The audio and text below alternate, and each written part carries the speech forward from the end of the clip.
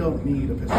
Or, hey, this part of town, we actually do have a rifle. Like, you go to Oakland, you've got a rifle problem in Oakland. You go to a place of South Phoenix where they have AK-47 shooting all the time.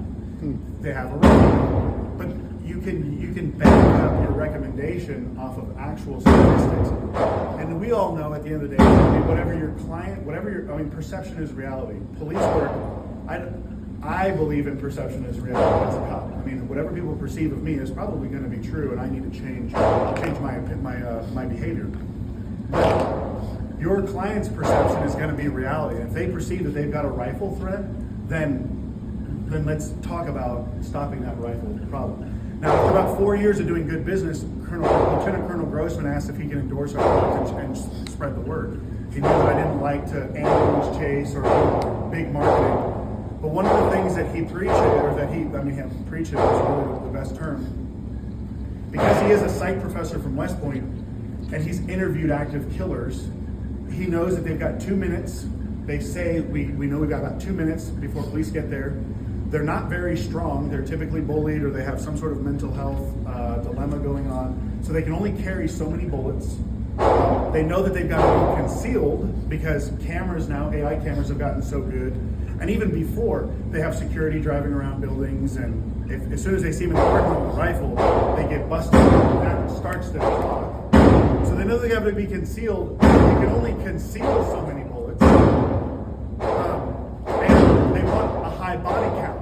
So they're not randomly shooting through drywall. They're shooting through open air, like treating this like a hallway, or they're shooting through glass. What reaffirmed this for me was Matt Schachter, a father from Parkland. After about 4 or 5 years of doing good business, he called me and asked if I would be on his advisory board and help him in Congress. And I said, absolutely, be an honor. And about 6 months after he asked me that, they were finally allowed to go and walk Parkland, and he walked it. And his son, the trajectory markers of where his son was shot and killed was through that little window. And I remember the phone call when he called me and said, hey, I can't believe God put you in my life. But Alex was killed through the effing window. He was shot through the effing window. And he's like, we've got to do a change. And now he has been so successful in increasing school safety. The state of Utah now mandates bullet-resistant glass on every classroom window. State of Utah, state of Texas, state of Florida, these three states have done the best at increasing safety in state buildings and in places of worship. But that's where Grossman, in his interviews, said that these guys shoot through glass. They don't randomly shoot through drywall. Now, if you have a reception desk that you want to do Kevlar on the inside, we can do that. It's not a problem. But do you need to do it on every wall around somebody's office? Probably not. Because they know that they've got to get rounds on target so they're not aimlessly shooting through drywall. There's only been one shooter that has done that, and unfortunately it was the Parkland shooter. He saw a girl through the window, engaged her through the window, and then tracked her down the door. And that's the only time that we've seen it.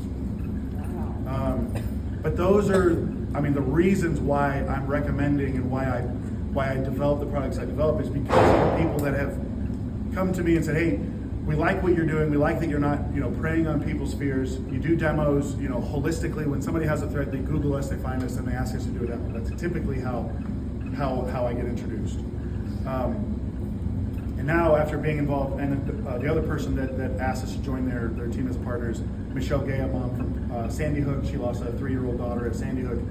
She really I'm a big guy and believer in noticing mental health.